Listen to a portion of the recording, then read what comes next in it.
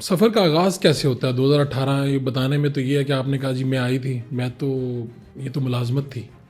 बिल्कुल मुलाज़मत थी। बस 2018 में मैं ये देख रही थी कि मुझे कौन-सी जॉब करनी चाहिए और बस किसी ने मुझे सजेस्ट किया कि आप कॉन्फिडेंट हैं और आप रियल एस्टेट में क्यों नहीं आती? तो रियल एस्टेट और ख़वातीन का थोड़ा-सा समझा जाता है, जो मुझे इस सारे टेन्योर में भी देखना पड़ा कि यार रियल एस्टेट और ख़ातून जो है ना, ये हमेशा 2 मुख्तलिफ काम 2 लगते हैं। मुख्तलिफ काम लगते हैं। हालाँकि ऐसा नहीं है, वो मैंने जी। अब बहुत सारे इंटरव्यूज़ में भी बताया और मैंने कहा कि जी चलें ठीक है, हम इसको देखते हैं। सो मेरा ख़्याल है 1 वीक में जब मैंने इसको समझा, तो ये कोई इतनी मुश्किल थ्योरी नहीं थी, बहुत आसान काम था। और एक चीज़ इसमें मुश्किल थी जो मेरे लिए मुझे लगता था कि यार कोई बहुत सारे पैसों की ऑब्वियसली ये डीलिंग है, या आप कोई एक प्रोडक्ट यानी कोई आप कपड़े या जूते तो वो सेल नहीं कर रहे, तो ये एक ऐसी चीज़ है जिसमें बहुत सारे पैसों की इन्वॉल्वमेंट है।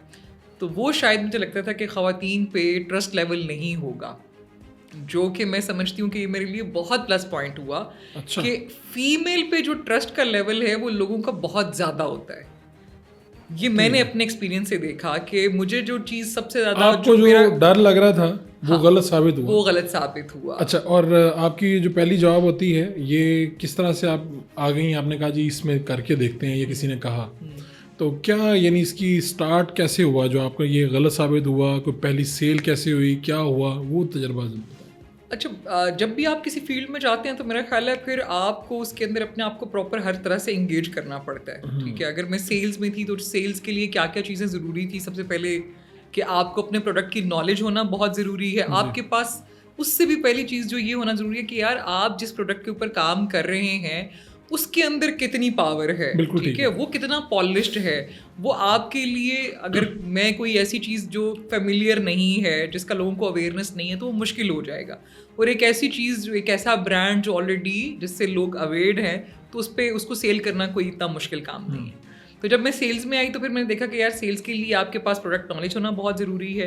फिर नॉलेज में सिर्फ ये नहीं है कि मैं टेबल पे बैठ के आपको इस फ़ोन का या इस लैपटॉप का मैं आपको बता रही हूँ कि जिसके अंदर ये फिर अगर मुझे इसको खोल के भी दिखाना पड़े इसकी एग्जांपल ये है कि हाँ, अगर आपको साइट पे जाना पड़े, साइट पे जाना पड़े, तो एग्जैक्टली जो बायर है वो इतनी महंगी चीज़ को खरीद रहा है, पैसे लगा रहा है, जमा पूंजी अपनी लगा रहा है ज़िंदगी की, तो वो फिर उसके अगर आप किसी एक सवाल का जवाब भी मुतमिन ना कर सकें तो वो नहीं लेता।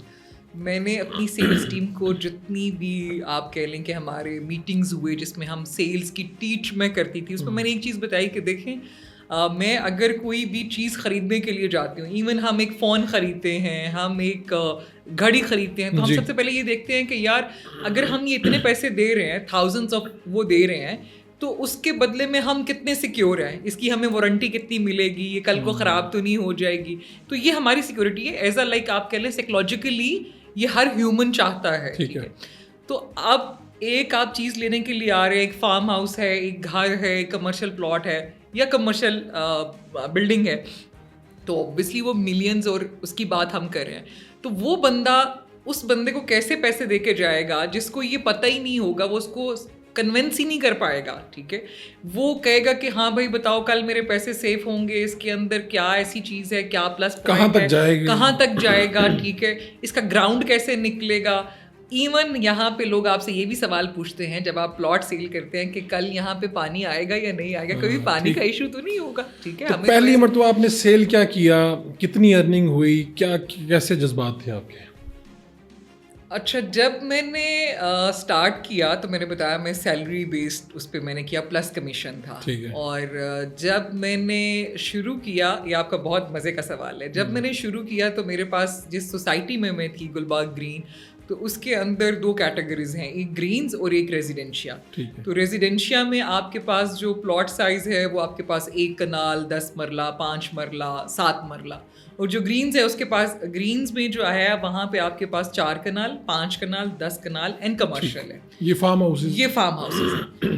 तो अब आपने फोकस जो है वो आपके पास पूरी सोसाइटी है, आपने 5 मरला से लेके आपकी टेबल के ऊपर सब है। तो वो अल्लाह का करना ऐसा हुआ कि मेरी जो पहली डील हुई वेरी फर्स्ट, तो वो वैसे तो होनी चाहिए थी कि 5 मरला से मैं स्टार्ट करती, फिर 7 मरला, फिर 10 मरला, फिर 1 कनाल। तो मेरी जो पहली डील हुई थी वो मेरी 5 कनाल की हुई थी। और मेरे अपने टेन्योर में आज तक भी मैंने इस पूरे रियल एस्टेट फील्ड में जब से मैंने स्टार्ट किया आज तक कभी भी एक सिंगल 5 मरला का प्लॉट नहीं सेल किया। और मेरे साथ एक इशू पे डे फर्स्ट से था कि मुझसे बड़ा प्लॉट आप सेल करवा भी लें और मेरे पास बायर भी है, छोटी प्रोडक्ट मुझसे सेल नहीं होती। तो ये 5 कनाल का प्लॉट था पहले? 5 कनाल का प्लॉट। तो कितना क्या उसकी मालियत होगी, कमीशन क्या बना, मैं जानना चाह रहा हूँ। बिल्कुल, उसकी मालियत थी 2 करोड़ 85 लाख। ठीक है। और उसमें जो मेरा कमीशन बना था वो ऑलमोस्ट आप समझ लें कि मुझे 1% यही मिला था, 2,80,000 और आपकी जो उस वक्त अगर सैलरी बताना पसंद करें तो क्या होगी? मेरी उस वक्त की जो सैलरी थी मेरे लिए तो वो भी बहुत हैंडसम अमाउंट था, 30,000 था। 30,000। और फिर आप एक से डील करने के बाद आप अपनी सैलरी समझ लें कि आपने कोई आधे साल से ज़्यादा तो अपनी सैलरी निकाल ली, साल की निकाल ली बल्कि।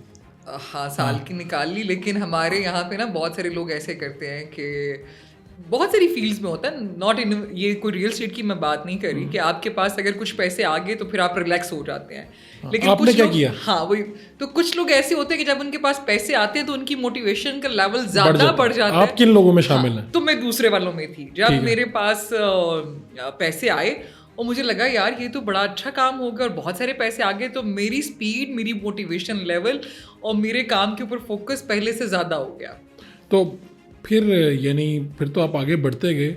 बड़ी से बड़ी डील कितने की होगी एक जो आपने की होगी अभी तक की? जी ये तो ना ही पूछें तो नहीं, अच्छी बात मैं है। ये नहीं पूछ यानी वैसे ज़रा लोगों को मोटिवेट करने के लिए, यानी देखें ना, आपने एक बैरियर तोड़ा है। एक बैरियर ये है कि रियल एस्टेट, देखिए बाहर तो होता है लेकिन पाकिस्तान में रियल एस्टेट खातून कैसे आएगी, फिर सेल, ये बड़ा मुश्किल काम है। आपने कहा ट्रस्ट इश्यूज़ रहते हैं लोगों के, और वो फिर गलत साबित भी हुए। यानी आपके पास फिर ये भी होता होगा, बाद में लोग कहते होंगे यार इनके पास ज़्यादा लोग आते हैं, ये पक्के बाहर बन गए हैं वो। तो बड़ी से बड़ी डील आज तक कितने की हुई है? अब आप दुबई में 2 कंपनीज भी हैं, यहाँ पे भी काम कर रही हैं, वहाँ भी कर रही हैं। मैं आपको उसका डील का टोटल वो बता देती जी, हूँ जी, कि जी। वो कितने में हुई है। उस पर फिर सारे लोग अवेड हैं, जो खरीदते हैं उनको भी पता है कि जब कमीशन खरीदते कितना हैं, देते ठीक हैं, है। और जो मेरी फील्ड से लोग हैं उनको भी पता है कि कमीशन इतना होता है। अभी तक की मेरी जो सबसे बड़ी डील है, अगर मैं उसको पाकिस्तानी रुपीज़ में आपको बताऊँ या मैं आपको अगर ईडीज़ में बताऊँ, तो वो कोई 90 मिलियन दिरहम की। 90 मिलियन दिरहम की, ये सबसे बड़ी डील है। ये अभी तक वाह। की मेरी सबसे और 2018 से हम बैठे हैं 2025 में, यानी 7 साल हुए हैं आपको 7 साल। रियल एस्टेट में।